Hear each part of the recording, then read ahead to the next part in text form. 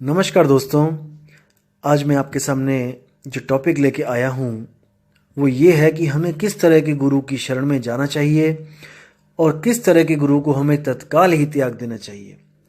तो आज इस पर खुल के बात करेंगे दोस्तों। जैसे कि मैंने अपनी पिछली वीडियो में बताया था आपको कि हमारी ज़िंदगी में कितना ज़रूरी है किसी ना किसी गुरु की शरण में जाना, चाहे वो सांसारिक दृष्टि से हो, चाहे वो आत्मिक कल्याण के लिए हो। बिना गुरु के हम कभी भी एक कदम नहीं चल सकते। अगर चलेंगे भी तो हमें ये नहीं पता लगेगा कि हम वो कदम सही दिशा में ले जा रहे हैं या गलत दिशा में। इसीलिए हमारी गलतियों को ठीक करने के लिए हमें एक गुरु की ज़रूरत पड़ती ही पड़ती है। तो जैसे कल मैंने आपको बताया था कि हमारी जो ज़िंदगी की ज़रूरतें हैं उनको पूरा करने के लिए भी हमें कैसे किसी दुनियावी गुरु, तीन लोक के गुरु की शरण में जाना पड़ता है। आज हम बात करेंगे आध्यात्मिक गुरु की, कि कैसे कोई आध्यात्मिक गुरु हमारे ज़िंदगी में आए तो हम अध्यात्म की तरफ अग्रसर हो सकते हैं, वो भी सही दिशा में।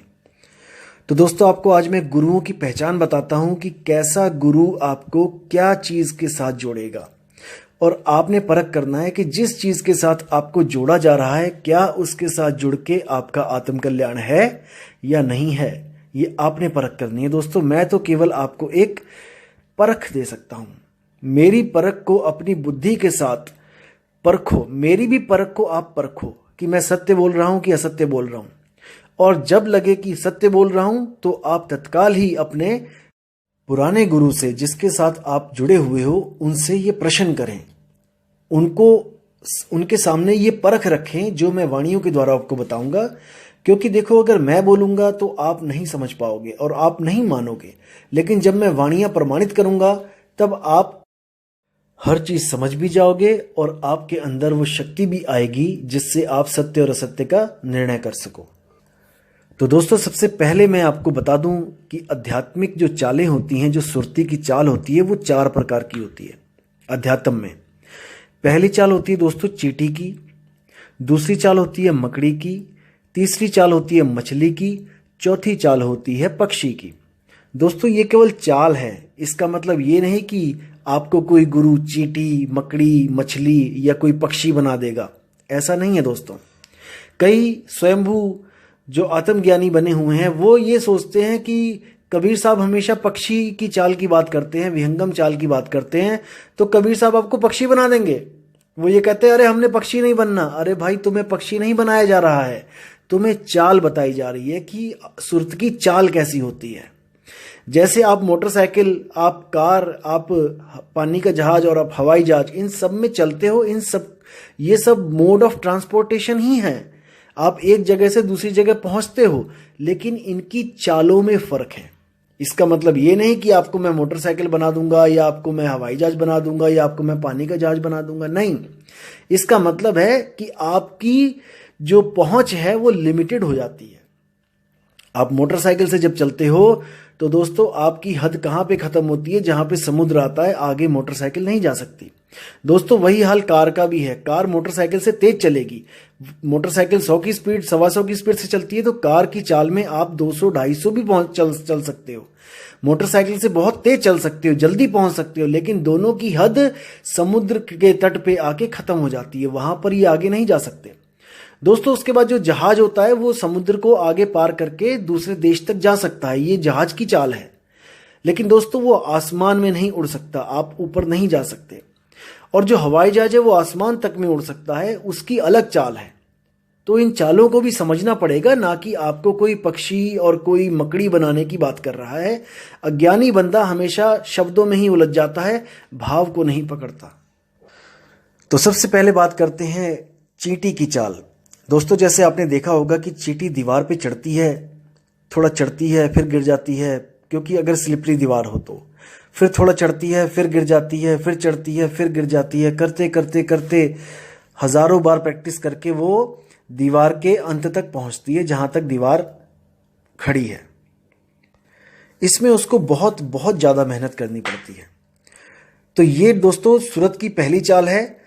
जो गुरु आपको पिंड के चक्रों की साधना करवाए, जैसे गुदा चक्र, नाभि चक्र, हृदय चक्र, कंठ चक्र, अगर इन चक्रों की साधना करवाए कुछ नाम देके, जैसे ओम, क्लीम, हरिम, सोहम, सत्यम, ऐसे अगर नाम देके आपको जाप करवाता है और पिंड में चक्रों की साधना करवाता है, तो वो प्रथम चाल वाला गुरु है, यानी चींटी की चाल वाला गुरु है। वो गुरु आपको चींटी की चाल चलवा रहा है, सुरती को ऊपर की तरफ उठवा रहा है। तो दोस्तों उससे कल्याण नहीं होगा। दीवार गिरेगी तो साथ में चींटी भी गिरेगी। जैसे ही ये पिंड गिरेगा तो ये चक्र भी गिरेंगे और ये सुरती भी वापस गिर जाएगी, क्योंकि चींटी बिना आधार के नहीं चल सकती, दीवार का आधार लेके ही चलेगी। दीवार का मतलब ये शरीर, इनमें जो चक्र हैं, जब शरीर गिरेगा तो चक्र भी खत्म होंगे और सुरती फिर नीचे गिर जाएगी, फिर जन्मों में आ जाएगी। दूसरी चाल है मकड़ी की चाल। अब आप मकड़ी को भी देखिए कि कैसे दीवार पे चढ़ती है। मकड़ी भी चींटी की तरह एक बार चढ़ती है, गिरेगी, चढ़ेगी, गिरेगी, चढ़ेगी, लेकिन जैसे ही वो छत तक पहुंचेगी दोस्तों, वो क्या करती है चालाकी, वहां पर एक जाल बनाती है। वो जाल बनाने के बाद अब वो उसी जाल से नीचे उतरती है और उसी जाल से ऊपर चढ़ती है। जो तार होती है उसकी, जाल की तो तार होती है। तो दोस्तों वो चींटी से चतुर होती है और चींटी से फास्ट होती है। चींटी अगर एक बार गिर जाए तो उसके पास और कोई चाल नहीं है चलने की, लेकिन मकड़ी क्या करती है, एक बार चढ़ाई करने के बाद वो अपनी चाल बदल देती है। वो दोबारा दीवार पर चढ़ने के लिए कभी भी दीवार का सहारा नहीं लेती। उसके बाद वो जाल से ऊपर और नीचे जाती है और चींटी से 50 गुना फास्ट जाती है। दोस्तों ये जो मकड़ी की चाल वाली भक्ति है, ये कौन सी भक्ति है, ये है अनहद नाद की भक्ति। इसमें क्या होता है, इसमें आप एक बार प्रैक्टिस करके नाम को जप के जब आप सबसे आखिरी चक्र तक पहुंचते हो, तब वहां पर आपको एक शब्द धुन मिलती है। आप उस शब्द धुन के सहारे वापस उसी निचले स्थान पर आ सकते हो, निचले चक्रों तक, और उसी से सुरती को दोबारा वहां तक ले जा सकते हो जहां वो शब्द धुन आपको मिली थी। तो इसी तरह बार बार अभ्यास करने पे आपको दोबारा उन चक्रों में आना जाना नहीं पड़ता। आप शब्द धुन के द्वारा ही आप सीधे आ और जा सकते हो, अपनी सूरत को चढ़ा और उतार सकते हो। ये शब्द धुन दोस्तों कैसे मिलती है, जब आप कानों को बंद करके, अपने अंगूठों से दोनों कानों को बंद करके अपनी सारी सुरती अंदर की तरफ लगाते हो, बाहर की दुनिया से कनेक्शन तोड़ते हो, और जब अंदर में देखते हो, धुन को सुनते हो, तब इसी 5 तत्वों के शरीरों की 5 धुनें जो बहुत सूक्ष्म रूप में अंदर बज रही हैं, आप उनको सुनना शुरू करते हो। और सुनते सुनते वो इतनी विराट हो जाती है कि वो जैसे नगाड़े बज रहे हों, बादल गरजता है, इतनी ज्यादा आवाज हो जाती है। और वो धुनें आपस में ही बदलने लग जाती हैं। कभी वो बादलों की गर्जना की तरह सुनाई देती है, कभी वो वीणा में बदल जाती है, कभी वो बांसुरी बन जाती है, कभी वो शंख बन जाती है। तो वो बदलती रहती है। और दोस्तों जहां पर बदलाव हो जाए वो चीज माया होती है, वो कभी सत्य नहीं हो सकती, क्योंकि सत्य कभी बदलता नहीं है। सत्य एक रस रहता है, उसकी यही पहचान है। सत्य कभी नहीं बदलता, लेकिन अनहद धुन हमेशा बदलते रहते हैं। क्योंकि कबीर साहब ने भी बोला है, अनहद बाजा जम का थाना, पांचों तत्व करें घमसाना। यानी अनहद बाजा जम का थाना, जो जम है, जो काल है, उसका थाना यानी कि उसका ही घर है, वहां से मुक्ति नहीं हो सकती। तो साहिब कहते हैं, अनहद बाजा बिधि बिधि बाजे, सार शब्द न्यारी धुन गाजे। कि अनहद बाजा जो धुन है अनहद की, ये 5 तत्वों की 5 धुनें हैं, इसी को 5 नाम कह देते हैं संत। ये असल में वो नाम नहीं है जिसकी मैं बात कर रहा हूं, क्योंकि मेरा नाम एक रस है, ना कि 5 रस हैं। जाप मरे अजपा मरे, अनहद भी मर जाए। इसी धुन के लिए बोल रहे हैं कि अनहद भी मर जाए, और सुरत समाए शब्द में वाको काल ना खाए। तो इसको समझना पड़ेगा दोस्तों कि क्यों अनहद धुन मर जाती है, जबकि अनहद का नाम का अर्थ देखोगे तो वो है अनहद, यानी कि इनफाइनाइट, यानी कि जिसका कोई अंत नहीं। लेकिन उसको भी कबीर साहब कह रहे हैं कि वो भी मर जाए। ऐसा क्यों बोला गया है दोस्तों? क्योंकि ये जो 5 तत्व की धुनें हैं ये 24 घंटे हो रही हैं, हमारे अंदर ही हो रही हैं, लेकिन जैसे ही हमारा शरीर ठंडा पड़ेगा, यानी कि हमारी जो जीवात्मा यहाँ से निकल जाएगी, तो ये धुनें शांत हो जाएंगी। जैसे और भी हमारे यहाँ धुनें हो रही हैं शरीर में, जैसे दिल की धड़कन, जो नाड़ी की आवाज है। आप देखोगे दिल की धड़कन पे कान लगा के देखो, धक धक धक धक 24 घंटे हो रहा है। 24 घंटे का मतलब ये नहीं कि ये बेहद है। 24 घंटे, संत कहते हैं कि वो धुन 24 घंटे हो रही है, वो सही बोल रहे हैं कि 24 घंटे हो रही है, जैसे ये दिल की धड़कन धड़क रही है 24 घंटे। लेकिन कब तक धड़केगी ये? जब तक हमारे प्राण इस शरीर में है। जैसे ही हमारे प्राण पखेरु उड़ गए, ये धड़कनें भी बंद हो जाएंगी। ये शब्द खत्म हो जाएगा जो 24 घंटे चल रहा है। लेकिन वो शब्द जिसकी संत महात्मा बात करते हैं, वो कभी खत्म नहीं होता। वो एक लय है, एक सार है। तो इसको दोस्तों समझना पड़ेगा। तो तीसरी चाल की बात करते हैं दोस्तों। वो क्या है? वो है मछली की चाल। आपने मछली देखा होगा कि कैसे चलती है। पानी के विपरीत हमेशा मछली चलती है, पानी के साथ मछली कभी नहीं चलती। इसी तरह जो संत होते हैं, जो मछली की चाल से चलवाते हैं, वो श्वासों पर सुरती को चढ़ाते हैं, श्वासों से उलट। श्वास नीचे जाती है, सुरत ऊपर की तरफ जाती है। तो दोस्तों इसमें क्या होता है? इसमें श्वास को पकड़कर सुरत ऊपर जाती है। ना तो दीवार को पकड़ रहे हैं, ना मकड़ी के जाल को पकड़ रहे हैं। ये है मछली की चाल। ये इन दोनों से बिल्कुल न्यारी चाल है। जो गुरु ये चाल देगा, वो आपको बाकी पिछली दो चालों से दूर कर देगा। वो क्या कहेगा? नहीं, पिंडों में साधना नहीं करनी है, पिंड में चक्रों में साधना नहीं करनी है। वो अनहद को भी मना करेगा, नहीं, अनहद धुन भी नहीं सुननी है। लेकिन वो आपको श्वासों का जाप दे देगा। वो कैसे देगा? उसके भी दो प्रकार के गुरु हैं, श्वासों का जाप देने वाले भी। एक होता है गुरु जो आपको कोई मंत्र देगा श्वासों के साथ जपने के लिए। जैसे किसी ने आपको दे दिया सोहम, श्वास लिया तो सो, छोड़ा तो हम, सो हम, सो हम। ऐसे आपने दिन रात इसको जपना है। और जपते जपते जपते ये सोहम खुद से होने लग जाएगा। ये जो श्वास आप लोगे, फिर आपको बोलने की जरूरत नहीं पड़ेगी, आपके श्वासों के द्वारा ही चलेगा ये। फिर सोहम सोहम, और आपको इन श्वासों की आवाज स्पष्ट सुनाई देने लग जाएगी कि ये सोहंग ही बोल रही हैं। तो एक प्रकार के गुरु वो हो गए जो आपको मंत्र देते हैं। जैसे कई लोग दे देते हैं, सोहंग नहीं दिया तो कई लोग कहते हैं सतगुरु सतनाम जपो। श्वास लिया तो सतगुरु, श्वास छोड़ा सतनाम, सतगुरु सतनाम, सतगुरु सतनाम। या फिर कई ऐसे मिलेंगे आपको जो नाम दे देंगे आपको, जैसे श्वास लिया तो शो, श्वास छोड़ा तो ओ, यानी कि शो ओ शो, इसी को ओशो कह देते हैं। कोई लोग श्वास लेके ओ, श्वास छोड़ा तो शो, कई लोग श्वास लिया तो शो, श्वास छोड़ा तो ओ। इसी तरह कई मंत्रों का जाप करवाते हैं। लेकिन मुद्दा यही होता है कि श्वासों से सुरती को चढ़ाना है। और इसी सुरती वाले, इसी श्वासों के जाप में एक और गुरु हैं जो आपको मंत्र भी नहीं देंगे। वो केवल ये कहेंगे कि आपने श्वासों को आते जाते देखना है। आप आंखें बंद करो, आपकी श्वास जो चल रही है उसको आते जाती श्वास को देखो और महसूस करो ये श्वास कौन ले रहा है।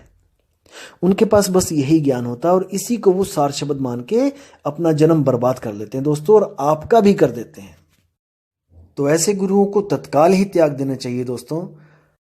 तो आपको मैंने परख के द्वारा इन तीन गुरुओं का भेद खोल दिया है।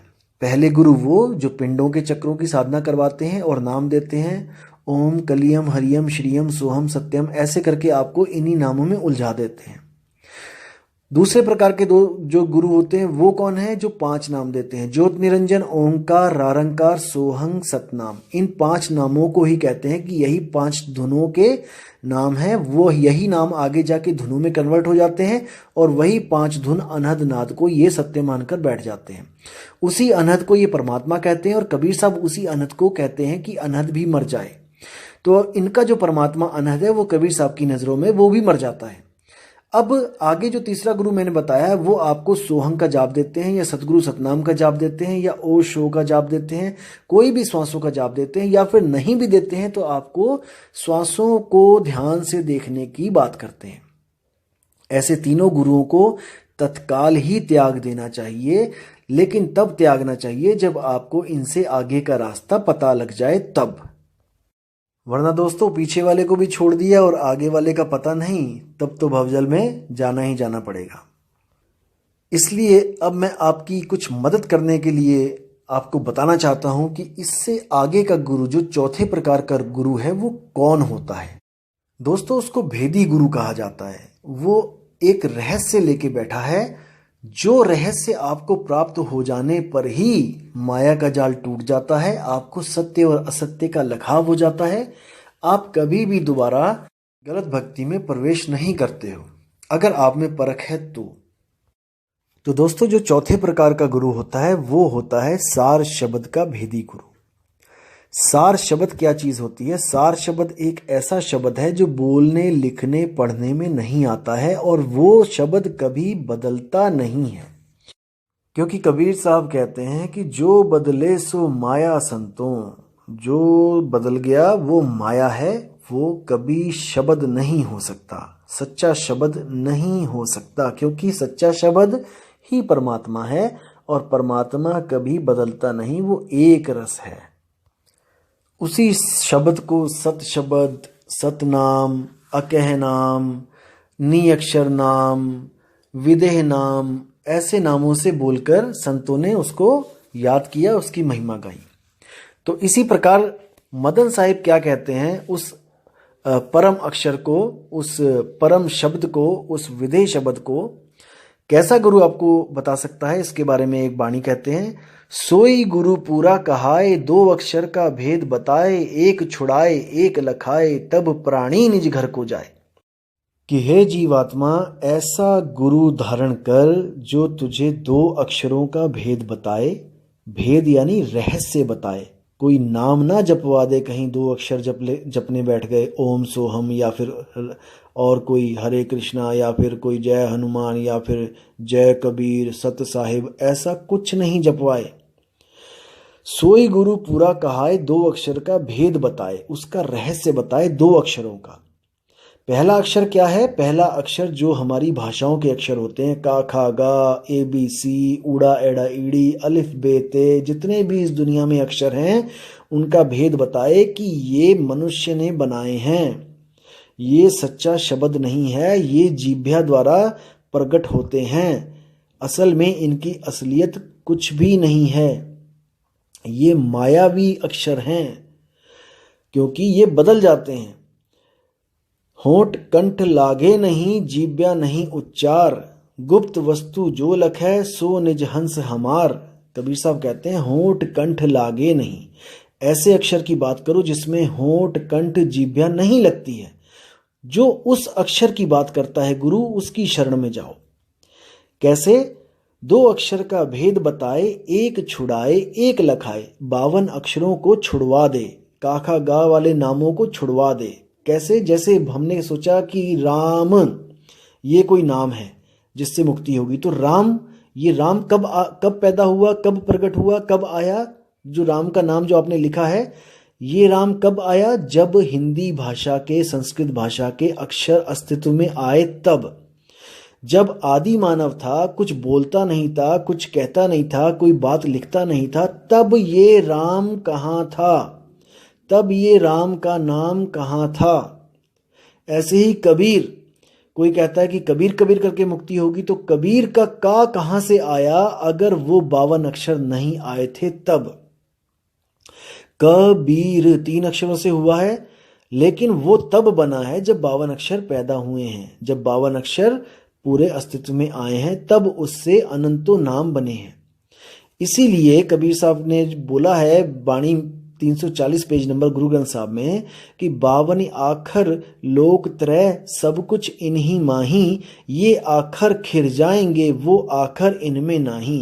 कि हे हंस जीवात्मा, ये 52 अक्षर तुमने ही पैदा किए हैं, किसी इंसान ने ही पैदा किए हैं, और तुमने, उस इंसान ने उन्हीं अक्षरों में से भगवान का भी एक नाम रख दिया।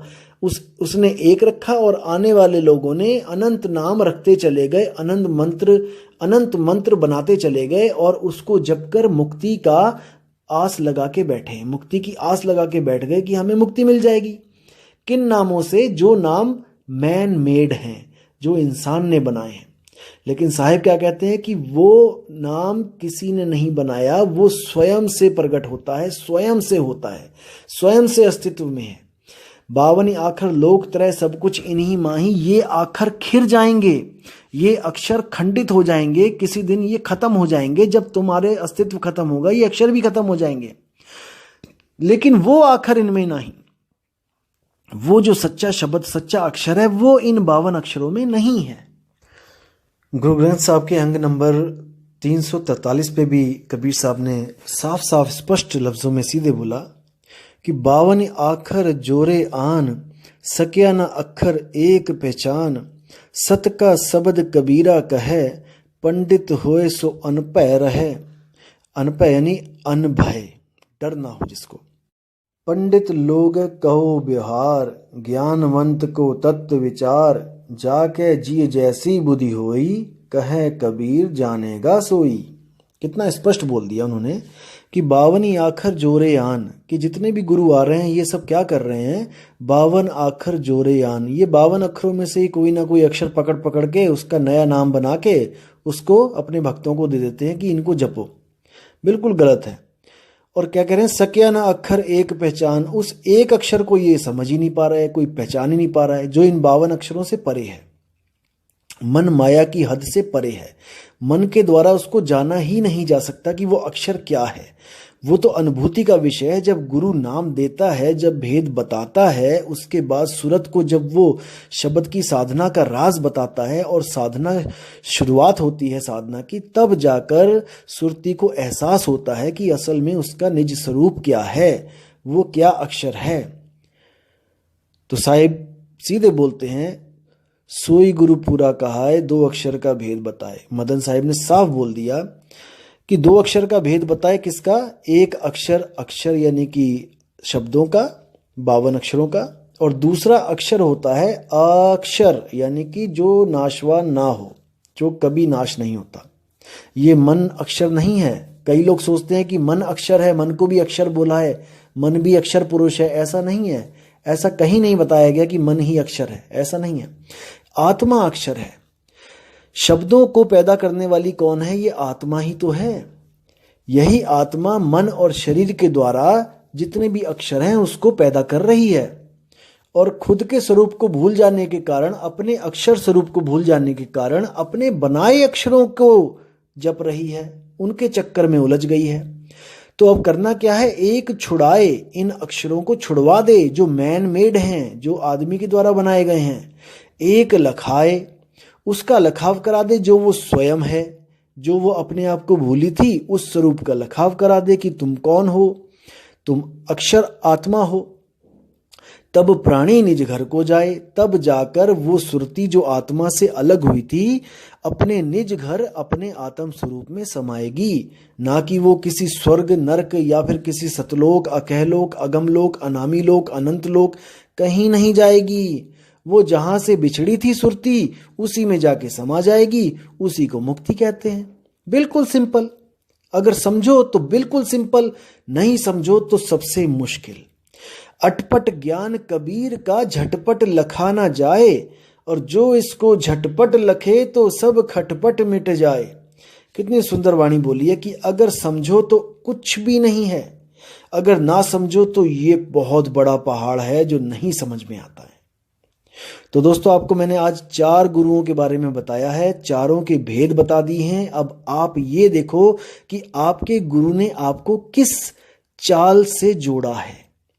अगर आपको पहली, दूसरी और तीसरी चाल से जोड़ा है, दोस्तों बिल्कुल देर नहीं करनी है, नया गुरु खोजना शुरू कर दो, सत्संगों की किताबें पढ़ना शुरू कर दो, घाट घाट का पानी पियो जाके। तब आपको पता लगेगा कि ये चौथा गुरु जो है ये कहाँ बैठा है। और याद रखो दोस्तों, खोजी होए तुरंत मिल जाऊं एक पल की तलाश में। जिसको सच में मालिक की खोज है, जो सच में चाहता है कि उसका सत का संग हो जाए, तो ये सत्संग सुन के वो जीवात्मा ज्यादा दिन अलग नहीं रह सकती परमात्मा के सच्चे ज्ञान से। वो जरूर एक ना एक दिन खोजती हुई सत्संग घर में पहुंचकर सत्य के साथ जुड़ेगी। ये मेरा पूर्ण विश्वास है, क्योंकि ऐसे ऐसे नाना पंथों के जीव जो इस ज्ञान को सुनने के बाद अटल होकर इस पंथ से जुड़े हैं और यहां पर नाम लेके अपना कल्याण करने के लिए लगे हुए हैं। सब जात धर्म पुरानी रीति रिवाजों को छोड़ के जो यहां पे आ सकता है केवल वही आए। हमारे गुरुजी के पास केवल वही आए जो पिछली लकीरों का फकीर ना हो, क्योंकि कबीर साहब ने साफ साफ बोला है, कामी क्रोधी लालची इनसे भक्ति न होए, भक्ति करे कोई सूरमा जाति वर्ण कुल खोए। सारी जात सारे वर्ण सारे कुलों को साइड में रख के आना है। ये सोच के नहीं आना है कि मैं यादव हूं, कि मैं राजपूत हूं, कि मैं ब्राह्मण हूं। एक जीव समझ के आना है अपने आप को, एक भटका हुआ जीव जो अपने पीव की तलाश कर रहा है, जो शिव भी नहीं बनना चाहता। याद रखना दोस्तों, 3 चीजें हैं, जीव, शिव और पीव। इन तीनों में आपने पीव को चुनना है, ना तो आपने शिव को चुनना है, और जीव तो आप ऑलरेडी हो ही। तो दोस्तों, पीव कौन है? बहुबंधन से बांधिया एक बेचारा जीव, और क्या बल छूटे आपने जो न छुड़ाए पीव। वो पीव कौन है? वो सतगुरु कबीर साहब हैं। इसका मतलब ये नहीं कि उनकी मूर्ति की पूजा करनी है, या उनकी मूर्तियों के कोई हार पहनाने हैं, या फिर उनका कोई नाम जपना है। नहीं, पीव आपको बहुत ही प्यारी विधि बताता है अपनी अपनी बेड़ियां तोड़ने की। ये बेड़ियां कैसे पड़ी हैं, ये आपको मैं अगले वीडियो में बताऊंगा कि ये सृष्टि कैसे बनी है, ये जीव कहां से आए हैं, ये कैसे अपने स्वरूप से बिछुड़ गए हैं, और कैसे अपने स्वरूप को ये दोबारा प्राप्त होंगे। तो दोस्तों, उम्मीद करता हूं कि इस ऑडियो से आपके सारे सवाल खत्म हो चुके होंगे, सारे भ्रम दूर हो गए होंगे गुरुओं के रिगार्डिंग, कि गुरु कैसा होना चाहिए। तो दोस्तों, इसी के साथ मैं विराम देता हूं, और अगली ऑडियो बहुत जल्दी आपके सामने मैं पोस्ट करूंगा। और आप हमेशा अपने विवेक को जगाए रखें, अपने विवेक को काम पे लगाए रखें, क्योंकि ये विवेक ही है दोस्तों जो आपको जन्म मरण से मुक्ति का जो आपको सहारा है। अगर आप विवेक यूज नहीं करोगे तो हमारी गिनती पशुओं में ही होगी, क्योंकि पशु विवेक नहीं कर सकते, बाकी सब कर सकते हैं जो हम कर रहे हैं। तो दोस्तों, विवेकी गुरु को सलाम, विवेकी शिष्य को सलाम, और इसी के साथ मैं आपसे विदा लेता हूं। अगली बार मैं फिर जल्दी आऊंगा और एक नई ऑडियो के साथ। तब तक आप इस ऑडियो को सुनते रहिए और इससे अपने विवेक को आगे बढ़ाते रहिए। साहिब बंदगी, सतनाम, जय गुरु मदन साहिब, जय गुरु वैराग साहिब, जय जय गुरु सतगुरु कबीर साहब। साहिब बंदगी।